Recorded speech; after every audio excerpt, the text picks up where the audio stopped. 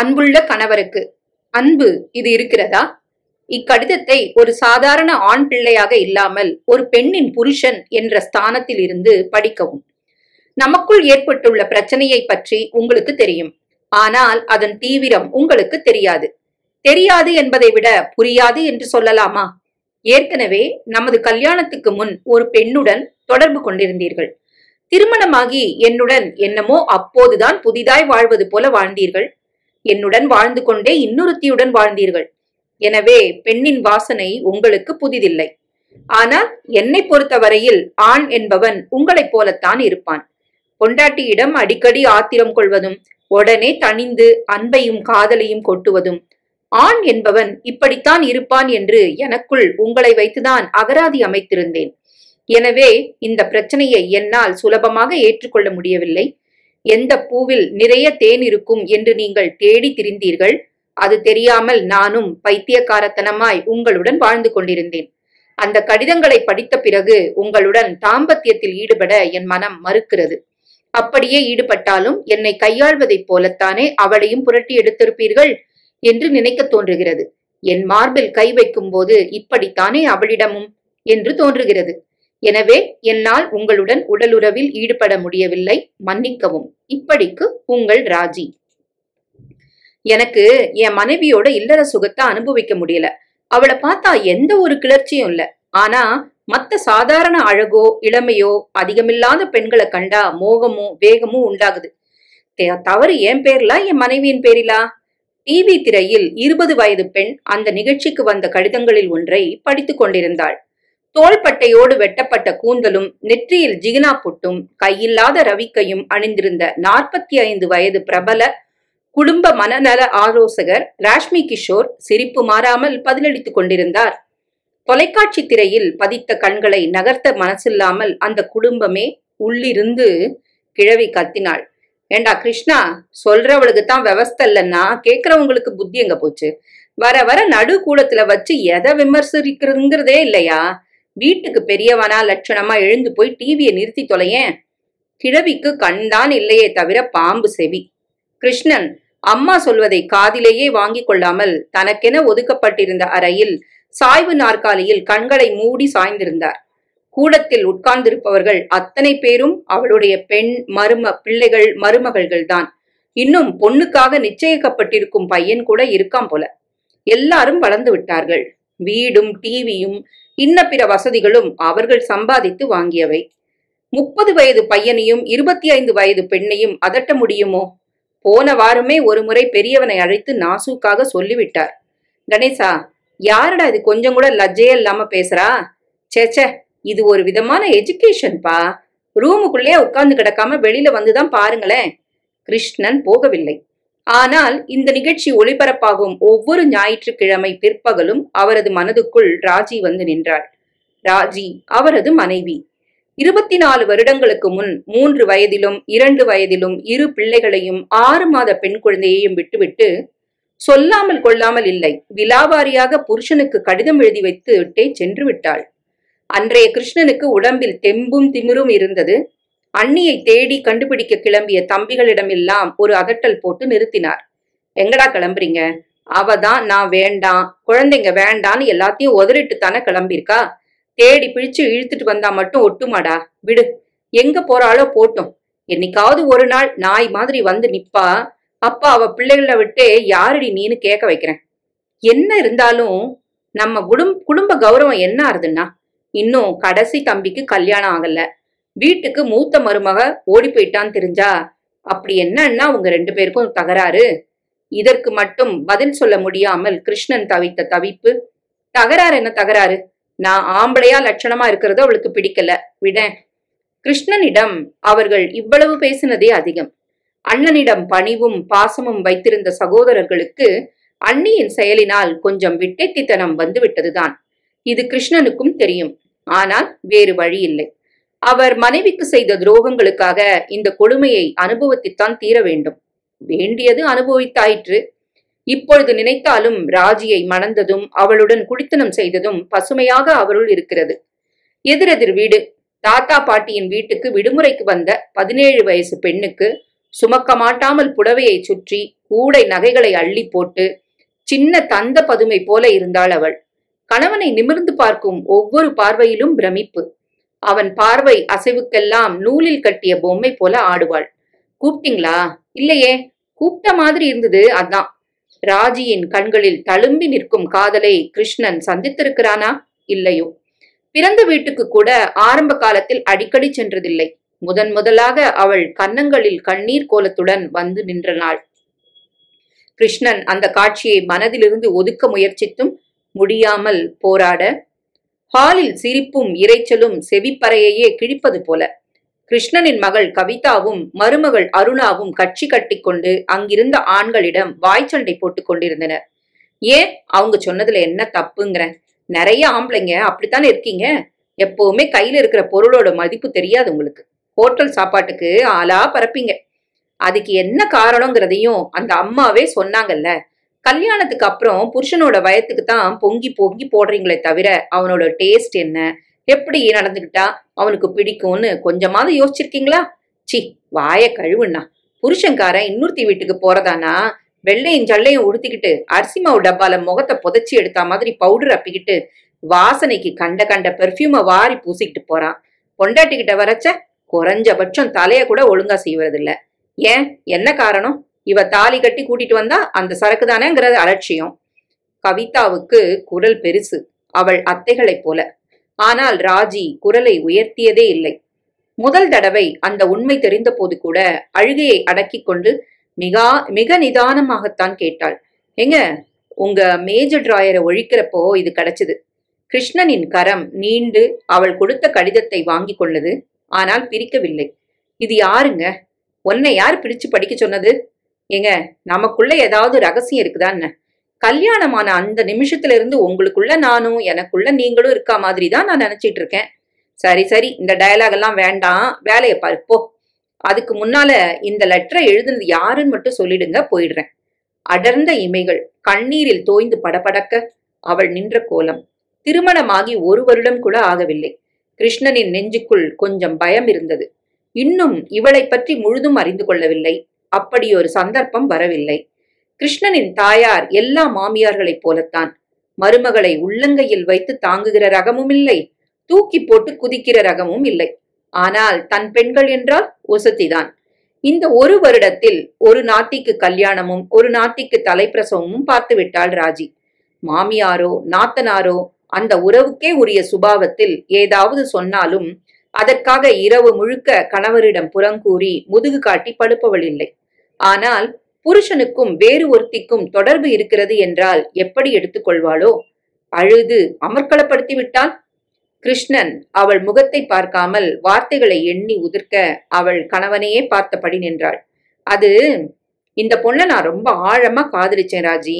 மேலரதி வீதியில நம்ம கடை இருக்குல்ல, அங்கிருந்து 4வது வீடு. என் அப்பாவுக்கு இதுல இஷ்டம் இல்ல. நேரா போய் கத்திட்டு வந்துட்டாரு. அவ வீட்டுல வேற மாப்பிள்ள பார்த்து கல்யாணம் முடிச்சிட்டாங்க. நான் கூட போய் பரிசு கொடுத்துட்டு வந்தேன். இந்த லெட்டர் நாங்க 2 பேரும் மனசு விட்டு காதலிச்சப்போ அவ எழுதுனது. இது ஒரு பெரிய விஷயம் இல்ல ராஜி. அப்படி பார்க்க போனா ஒவ்வொருத்தருக்குள்ளேயும் இப்படி ஒரு கதை இருக்கும். ஏன், உனக்கு கூட இருக்கலாம். அது ஒண்ணும் தப்பு இல்ல. ராஜி கண்ணீர் வழிய தலையை அவசரமாய் ஆட்டினாள். இல்லைங்க, நான் பெரியவளானதுல இருந்து எத்தனையோ ஆம்பளைங்களை பார்த்திருக்கேன், பேசியிருக்கேன். தாய் மாமன், அத்தை மகன், குடுத்தனக்காரங்க. ஆனா புருஷன்னு நான் எவனையுமே அந்த இடத்துல வச்சு பார்க்கல. நீங்க தான் அந்த சிம்மாசனத்துல உட்கார்ந்தீங்க. கிருஷ்ணன் எழுந்து வந்து அவளை அணைக்க அவள் அப்படியே மார்பில் முகம் புதைத்து விம்மினாள். ஏதோ பழச கனவா நினைச்சு மறந்துடுங்க. நான் எப்போ மறந்துட்டேன் ராஜி. அண்ணி, கவிதா அந்த ராஷ்மிக்கு லெட்டர் எழுதி போட போறாளாம். கவிதாவை மணக்கப் போகிறவன் தன் வருங்கால மைத்துனரின் மனைவியை உரிமையோடு உறவு கொண்டாடி அழைத்து சொன்னான். என்னடி கேட்க போற? இது அண்ணி அருணா. என்ன கட்டிக்க போறவர் சபலேஸ்வரரா இருந்தா என்ன பண்றதுன்னு கேட்க போறேன் அண்ணி. எத்தனை பேரை வளைச்சு போட்டு வச்சிருக்காரோ யாருக்கு தெரியும்? அடே, இந்த சின்ன பிசாசு வாய அடக்கேன். உள்ளிருந்து கிழவி கத்த தொடர்ந்து சிரிப்பலைகள். கிருஷ்ணனின் நெஞ்சில் ராஜியின் மஞ்சள் பூசிய புறப்பாதங்கள் தும் தும் என மிதிப்பது போல ஒரு கையால் நெஞ்சை பிடித்துக் கொள்கிறார். என்னிடம் இருந்த தவறு உங்களுடைய அவளின் கடிதத்தை படித்த பிறகுதான் உணர முடிந்தது. நீங்கள் எனக்கு கொடுத்த சுகத்தில் நான் திளைத்தேனே தவிர, அதுபோல நானே வலிய வந்து உங்களை தழுவவோ முத்தமிடவோ நினைத்ததில்லை. கூடாது என்கிற எண்ணமில்லை. இயல்பான வெட்கமும் நான் வளர்ந்த விதமும் காரணமாக இருக்கலாம். அந்த சுகத்தை நீங்கள் அவளிடம் அனுபவித்திருப்பீர்கள் போல இருக்கிறது. அவள் எழுதியிருந்த அந்த 3 கடிதங்களிலும் உங்களுக்கும் அவளுக்கும் இடையில் இருந்த அன்பும் உரிமையும் நான் உங்களிடம் காட்டத் தவறிய வெளிப்படையான காமமும் தெரிகிறது. உங்களுக்கு சாப்பாட்டில் என்ன பிடிக்கும் என்பதை மட்டும் தெரிந்து வைத்திருந்த நான் சல்லாபத்தில் என்ன பிடிக்கும் என்பதை தெரிந்து கொள்ள தவறிவிட்டேன். நான் எனக்குத்தான் தெரியவில்லை. நீங்களாவது சொல்லித்தரக்கூடாதா? ராஜி ஊருக்கு போயிருக்காளாமே, நீங்க தனியாவா படுக்கிறீங்க? எதுக்காக அப்படி கஷ்டப்படணும்? நைட் இங்கு வர வேண்டியதுதானே? இப்படி அவள் எழுதியிருந்த வரிகளில் நான் உங்களிடம் காட்டத் தவறிய அக்கறையை உணர்ந்தேன். புருஷன் பொண்டாட்டிக்குள்ள இது போல பிரிவு சகஜம் என்று அடிமுட்டாள்தனமாக நினைத்திருந்தேன். ஏனெனில் நீங்கள் வியாபார நிமித்தமாக வெளியூர் சென்றிருந்த போதிலெல்லாம் நானும் தனிமையை அனுபவித்தவள்தான். உங்களுக்காக நான் 3 குழந்தைகளை பெற்று தந்திருந்தும் அவளை நீங்கள் 4 அபார்ஷனுக்கு உட்படுத்தியுள்ளதுதான் வலிக்கிறது.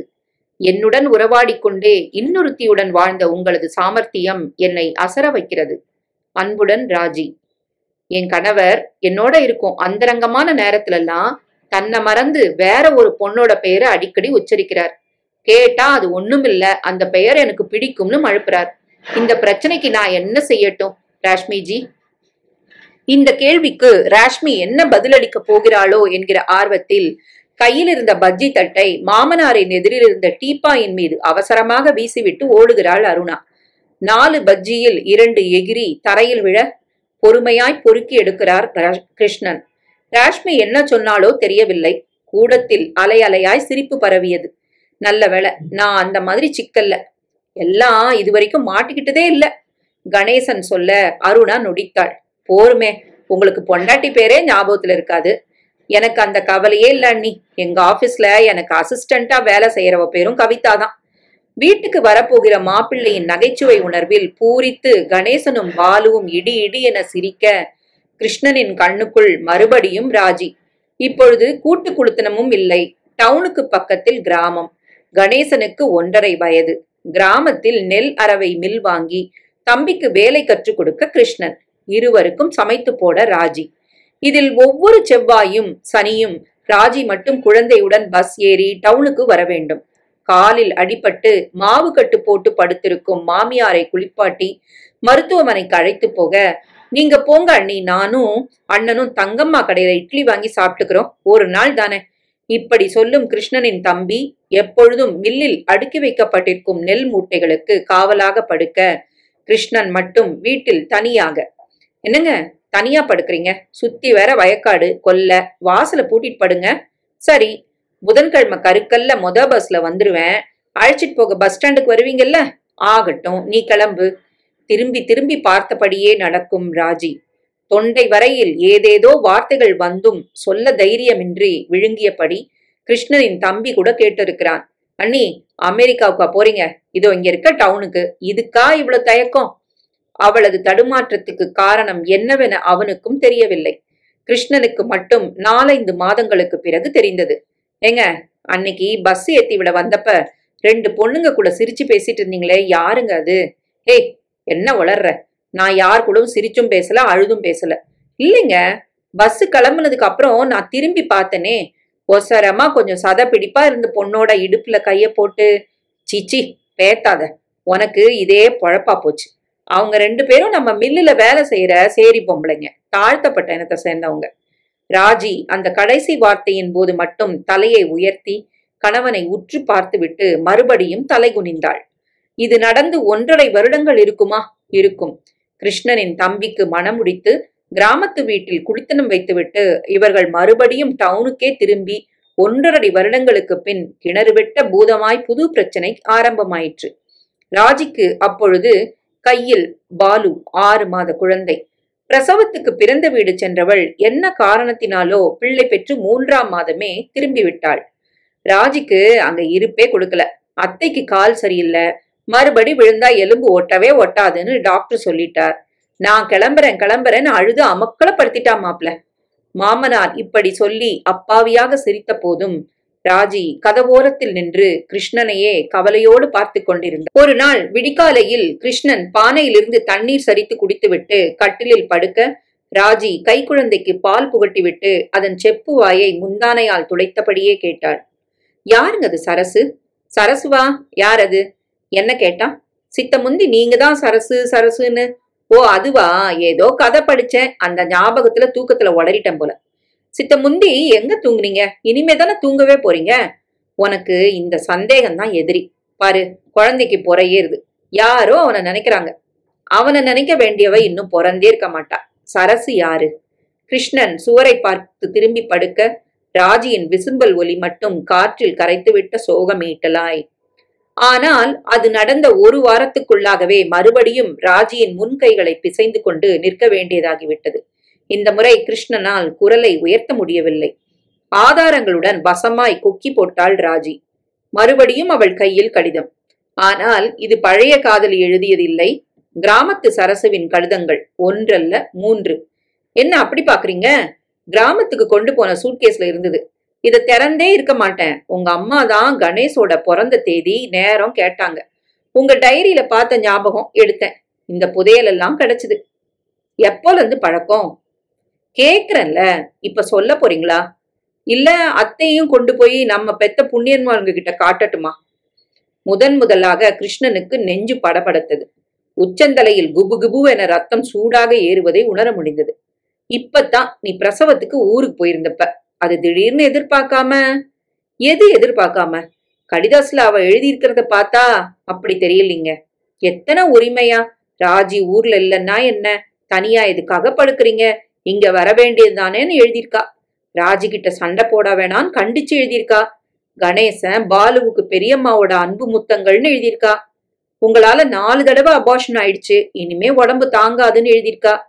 ஏங்க எல்லாத்தையும் கூட்டி கழிச்சு பார்த்தா நான் மூத்தவளா இல்ல அவன் மூத்தாளான்னு தெரியலையே, சொல்லுங்க. அவள் திடீரென கிருஷ்ணனின் சட்டையை பிடித்து உலுக்கினாள். வெள்ளிக்கிழமை எண்ணெய் குளியலில் அடர்ந்து விரிந்த கூந்தலும் மஞ்சள் பூச்சும் நெற்றி நிறைந்த குங்குமமும் பச்சை விளம்புக்காரி என்று சற்று அதிகமாகவே மென்ற வெற்றிலையின் சிவப்பும் கண்ணீரோடு கரைந்த மை தீற்றலும் அவளை ஏதோ கிராமத்து தேவதை போல உருவகப்படுத்தியது. இமை பொழுதில் கிருஷ்ணன் தன்னை சுதாரித்துக் கொண்டு அவளை பிடித்து தள்ள, இப்ப என்ன நடக்க கூடாதுன்னு நடந்து போச்சுன்னு இந்த கத்து கத்துற? ஆம்பளைன்னா அப்படி இப்படி இருக்கிறது தான். ஓ அப்ப பொம்பளை அவ? ஏங்க அவளுக்கும் புருஷன் இருக்கான்ல, யார் அவன்?